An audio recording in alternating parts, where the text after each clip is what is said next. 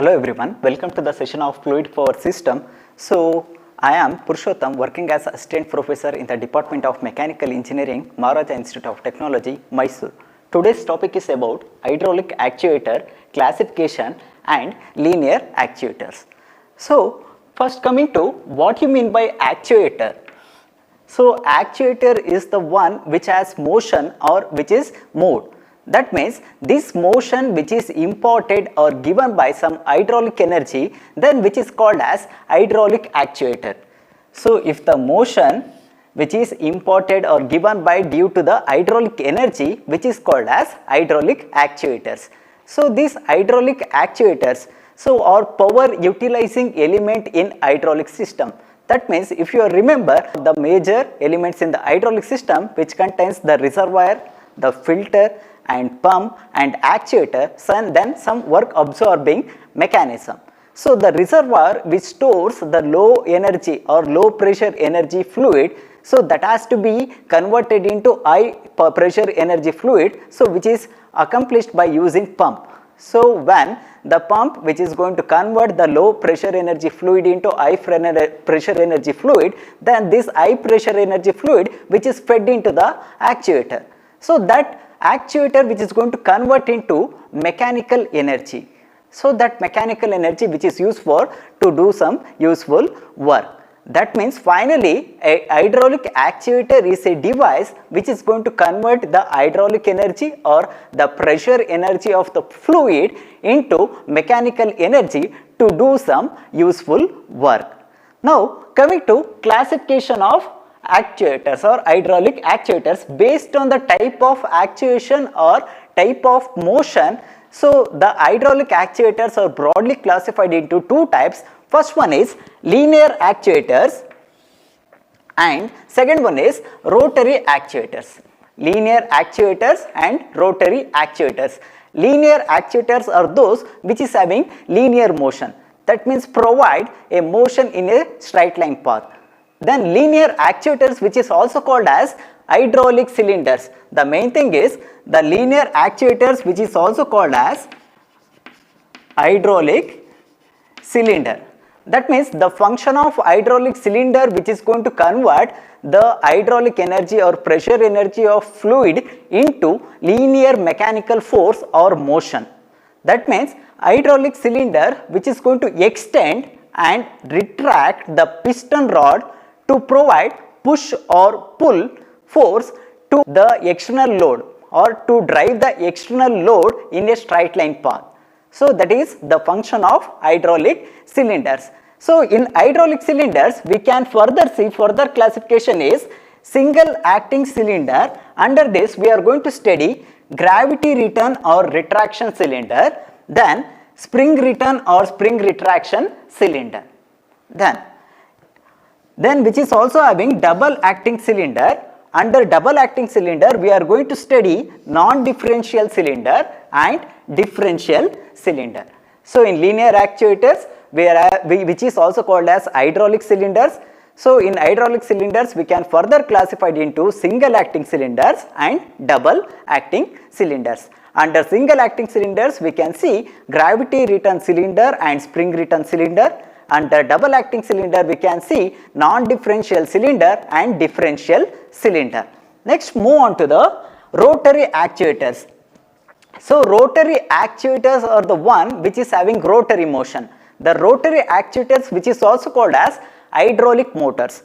So, you can see this. So, which is also called as hydraulic motors. The rotary actuators which is also called as hydraulic motors. So, which is used to the rotary motors or rotary actuators which is used to convert the hydraulic energy into mechanical energy in the form of rotary motion and torque. So, which is called as rotary actuators. So, based on the free element present in the motor, we are going to further classify the rotary actuators into four types, that is gear motors, vane motors, piston motors and pump motors. So, sorry, this is not pump 1, this is screw. So, gear motors, vane motors, piston motors and screw motors and screw motors. Now let us see the linear actuator, or which is also called as hydraulic cylinder. So under this, first we are going to study about single acting cylinder. Single acting cylinder. So this will be the schematic representation of single acting cylinder, and this will be the graphical symbol of single acting cylinder. The single acting cylinders, which is simple in design, so which contains a piston with piston rings, and piston rod. So both are inserted in the cylinder, and the end of the cylinders, which is covered by end covers. So both side of the cylinders which is covered by end covers. So this end cover, this side of end cover, which is having a hole, which is used to facilitate the motion of piston rod. So which is used to facilitate the motion of piston rod. And as well as these end covers are held in position by using tie rods. So by using tie rods, end to end covers, so we are going to make a stable single acting cylinder. So you can see this, then on the both end covers we can see the hose which is running through the or into the cylinder, that means which is going to serve as inlet and outlet port for the oil. Inlet and outlet ports for the oil.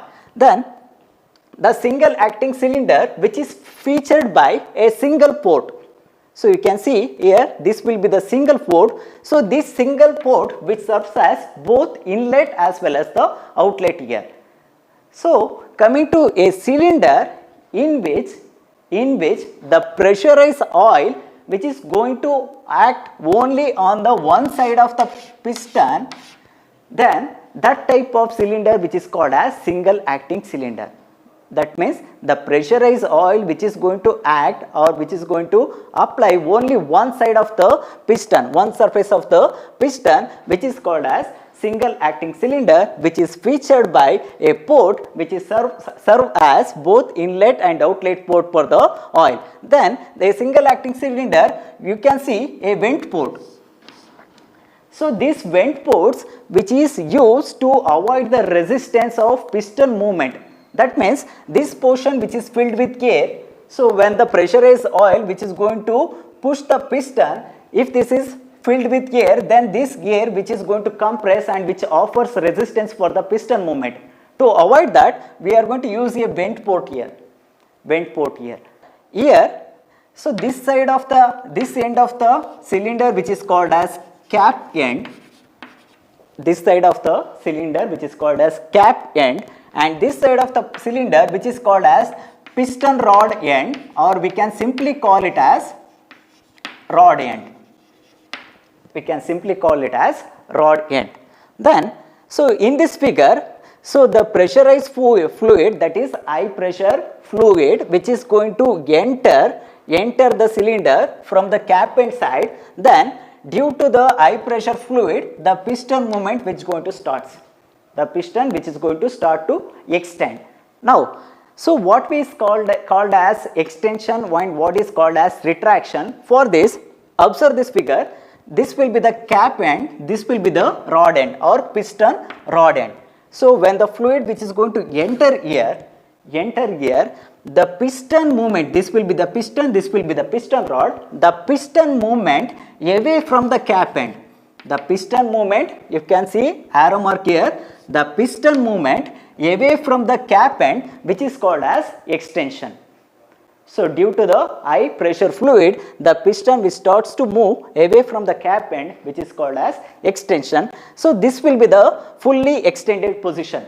That means the piston which reaches the final extended position. Then, so once it is extended, so that has to be retract to get back its original position. So you can see this, the piston is here, the piston rod is here. So the piston movement towards the cap end. So this will be the cap end, the piston movement towards the cap end which is called as retraction. The piston movement towards the cap end which is called as retraction. So this will be the fully retracted position. this figure which shows the retracted position. Now we can supply the high pressure fluid, then again the cycle will repeats, then which is going to extend further, which is going to retract. So this extension and retraction which repeats. Now once the piston which is going to extended, so you can see this, so this will be the extension away from the cap end, so this will be the retraction towards the cap end. So once the piston which is going to extend, then that has to be came back to its original position, that means that has to be retracted. But for the retraction we need additional force. For the extension we are going to supply the pressurized fluid here, right? Due to the pressurized fluid, the piston which is going to extend, but so for the retraction we are not going to supply the fluid on the other side. Just because this is single acting cylinder, the pressurized fluid which is going to act only on the one side of the or one surface of the piston. So for this, to achieve the retraction in single acting cylinders, so we are going to use a gravity return cylinder or gravity return type and spring return type. So let us see here.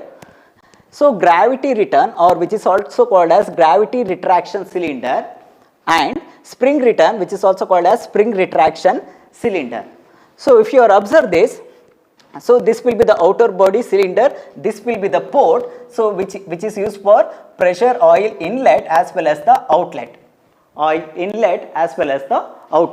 So this will be the vent port, this will be the piston, and this one piston rod. At the end of the piston rod we are mounted a load.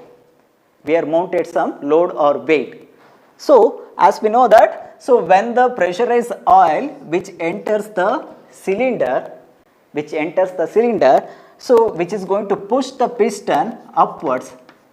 That means the piston movement, the extension of the piston which is going to take place against the load. So when the piston which is going to reach the extended position, fully extended position, so we are going to cut off the high pressurized fluid, or we are going to cut off the pressurized fluid.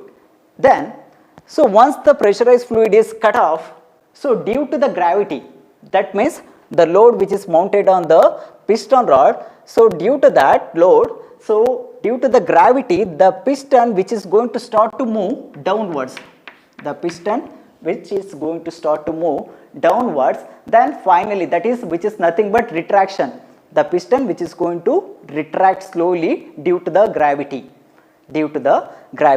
So once which is reaches the final position, then again we are going to supply the pressurized fluid. So to accomplish these gravity return type cylinders, so the cylinders but that must be kept in vertical position only. So we can't achieve this gravity return type of cylinder by keeping the cylinder in horizontal position or any other position. So to achieve this, we have to keep the cylinder or kept the cylinder in vertical position only. And this type of gravity return cylinders which is used in elevators as well as jacks as well as automobile hoist, etc. Then coming to spring return cylinder. So here you can see in spring return cylinder, so the single acting cylinder which is going to kept other than vertical position, that may be horizontal or inclined position, then we are going to use a compressed spring in the piston rod. You can see this will be the spring, so which is used in the piston rod. So when you are going to supply the high pressure fluid, due to the pressurized fluid, the piston which starts to move or which starts to extend away from the cap end. So against the spring force, as the piston which is going to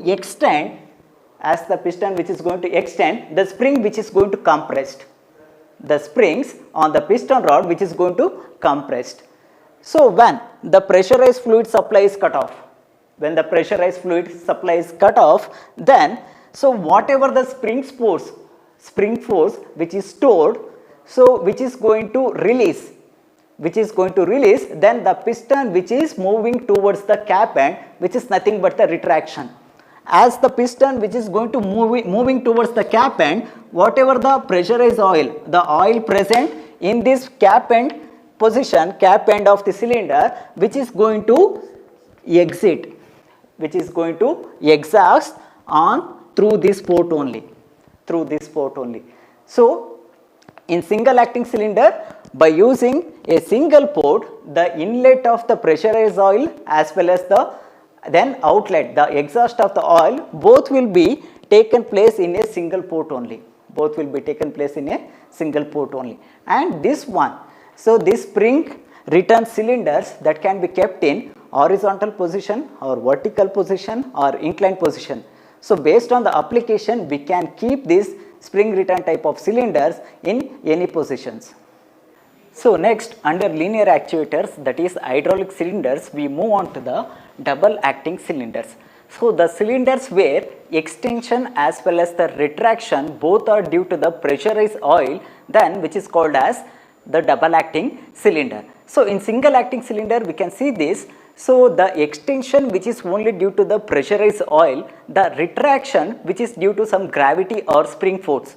But in double acting cylinders, which is featured by the two ports, so you can see here, so which is featured by the two ports, so the extension as well as the retraction both will be accomplished through these ports. So hence then the pressurized oil which is going to act on both sides or either side of the piston, hence which is called as double acting cylinder. So coming to working of double acting cylinder, so this will be the retracted position or position 1. We can call this as normal position. So when the piston is extended, then due to the oil pressure which is also so this will be the normal position. So here when you are going to actuate the valve, when we are going to actuate the valve by using lever, so this one. So when you are going to actuate the valve by using lever, so this will be converted into actuated position. So like this way, actuated position. So that means the pressurized oil from pump, the pressurized oil from pump which is going to enter to the cap end side of the cylinder, which is going to enter to the cap end side of the cylinder, then which pushes or which extends the piston, so away from the cap end, at the same time the oil present in this rod end of the cylinder, which is going to flows out of the cylinder and which reaches the tank through the port B. So the oil which is going to enter through the port A to the cap end of the cylinder, which is going to extend the piston. So due to that extension, the oil present in the rod end of the cylinder, which is flows out to the tank through the port P. So the inlet through the port A, outlet to the port P, so which continues until the full extension, the complete extension of the piston which is going to takes place. So once the piston which is completely extended, then we are going to release the valve. Then this will be the valve position. Now you can see this. Now the piston which is at this position, the piston which is here. Now from the pump, the pressurized oil which is going to reach the rod end of the piston through port P, which pushes or which retracts the piston. That means the piston which is going to move towards the cap end, that is called as retraction. So the oil already present in the cap end, which is used for extension of the piston, which is going to flows out to the tank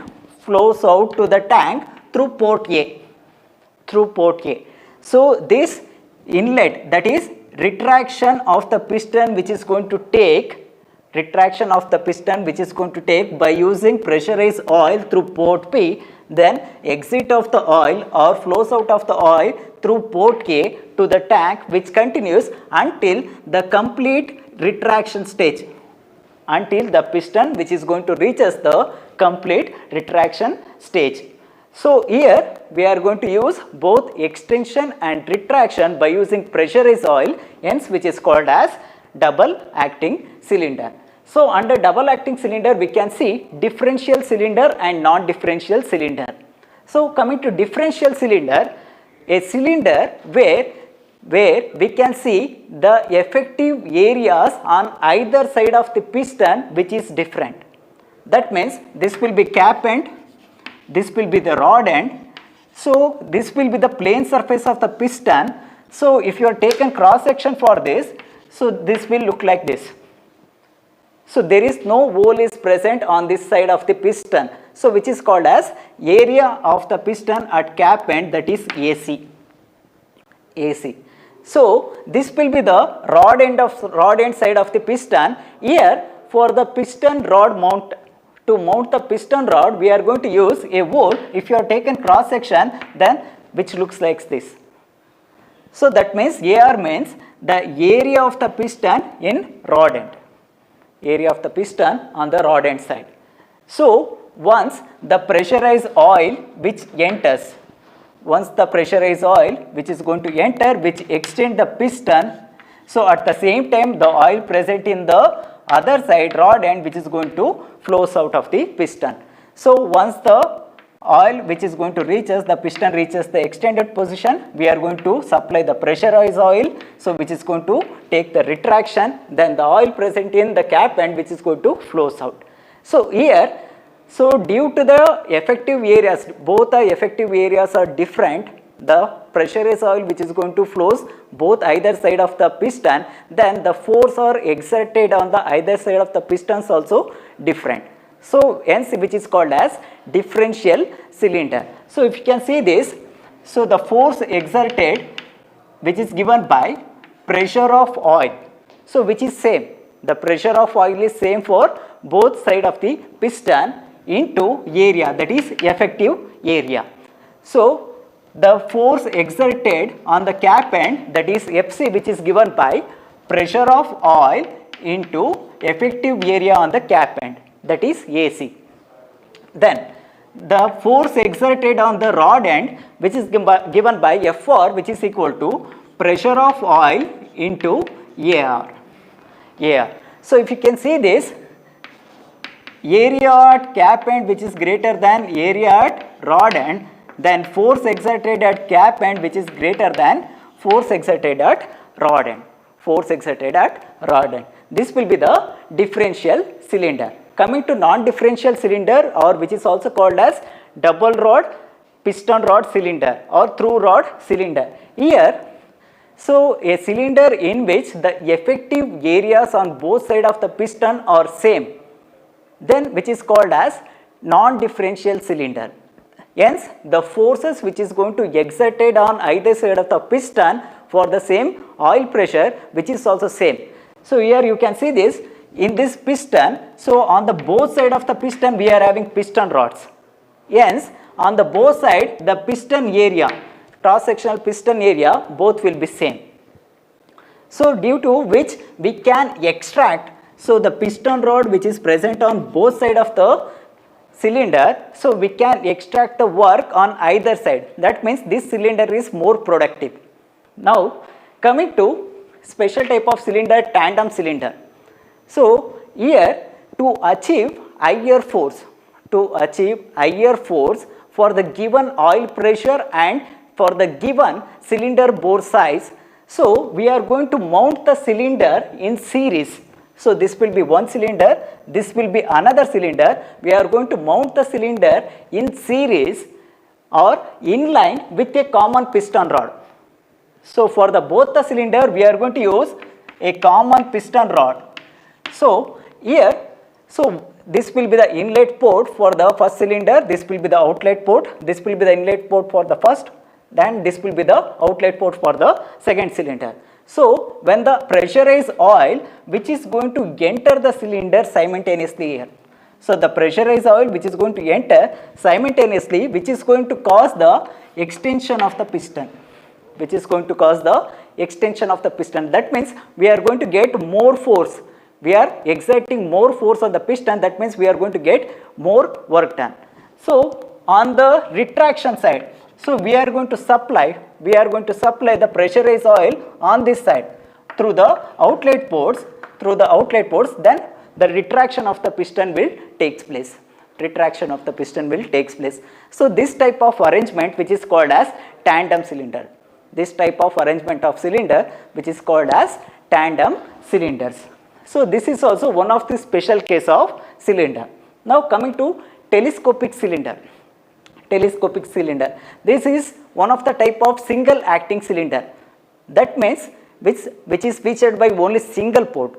That means the extension which is due to only the pressurized oil, the retraction which is due to some gravity or spring force. So here, which is a series of nested tabular segments, which is called as sleeves. So which is just like radio antenna. So the radio antenna, which is having some tubular sections, when you are going to pull that one, which is going to extend, when you are going to push that one, which is going to mounted on the single bigger cylinder. Here also, which contains 4 to 5 sleeves. So this will be the bigger cylinder, this will be the next one, this will be the next one. So when the pressurized oil from the pump, which is going to supply through the inlet port, so which is going to extend like this. The extension, so first in this, the design is in such a way that first the smaller cylinder which is going to extend, once the full complete extension will complete in smaller cylinder, then the next cylinder which is going to extend. That means the extension is in stage by stage, one after the other. So due to that the work, or we are getting the longer working stroke or longer extension compared to the standard single acting cylinder. So this one, so this will be the due to extension. So when the pressurized oil supply is cut off, then due to the gravity, then the sleeves which is going to come back, that means retracted. So this is also one of the special case of cylinder. That means, so non-differential cylinder or double piston rod cylinder, tandem cylinder, telescopic cylinder, which comes under special type of cylinders. So that means, so there is flexibility in hydraulic cylinders. Next we are move on to cushioning cylinder. So the double acting cylinders which is provided cushioning on both sides of the cylinder. So which is used to prevent or slow down the piston at the end of the retraction stroke. Otherwise, the piston which is going to hit the cap end side of the cylinder at greater force, that will cause impact. That means the piston which is going to impact the end cap of the cylinder, so that is going to cause the crack, or which is going to cause the wear on the piston as well as the cylinder. To avoid this, we are going to use the cushioning. So now consider, so here we can see that the pressurized oil which is going to enter the cylinder through the check valve. This one is unidirectional check valve. So this pressurized oil, so which is going to cause the extension of the piston. At the fully extended position, again the piston which is going back or which is going to retract by using the pressurized oil while going to the retraction. Stage, so we are going to control the flow of the oil out of the cylinder by using adjustable needle valve. So hence, so when the piston which is going to retract, so when which is come to the end of the retraction stroke, then by using this adjustable needle valve we can control the flow of the fluid. Hence the piston which is going to slow down.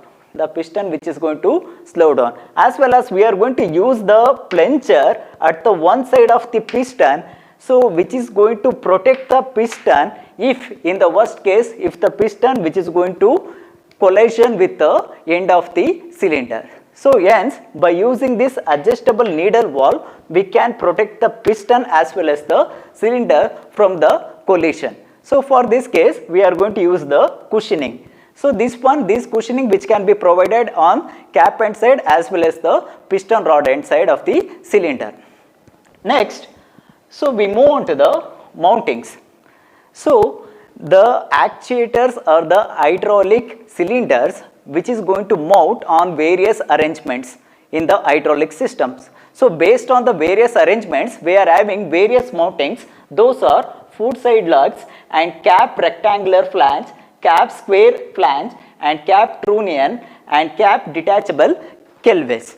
So for this, so the foot side lugs, that means consider, so this will be the hydraulic cylinder or actuators, the foot side lugs which is going to implant or mount on the bottom of the cylinder.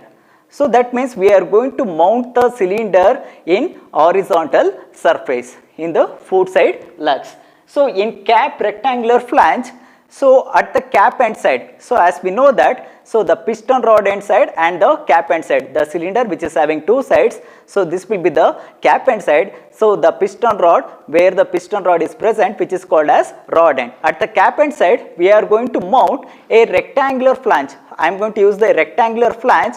So by this we are going to mount the cylinder on the vertical surface. Okay. Then cap square flange. So instead of using rectangular flange, if you are using a square flange on the cap side of the cylinder, then we can use this flange to mount the cylinder on the vertical surface. Then cap trunnion, that means on the cap side we are going to use the trunnion. That means here we are going to use the two rods which is going to use to mount the cylinder on the vertical surface. Here there is one bolt or rod. So on the either side of the cap side, we can see the rods which is used to mount the cylinder on the vertical surface. So cap detachable clevis. So here also the cap end side we are going to mount a flange with a brackets which looks like a bracket. So that is used to mount the cylinder on the vertical surface. These mountings that can be used on the cap end side as well as the piston rod side also. So from this we are completed. So what do you mean by hydraulic actuators? The classification of hydraulic actuators and linear actuators. In the linear actuators we learned the single acting cylinder, double acting cylinder and special cases like tandem cylinders as well as the telescopic cylinder, and we have seen the cushioning of the cylinder and the mountings, the various arrangements which is used to mount the cylinder or the actuators. Thank you.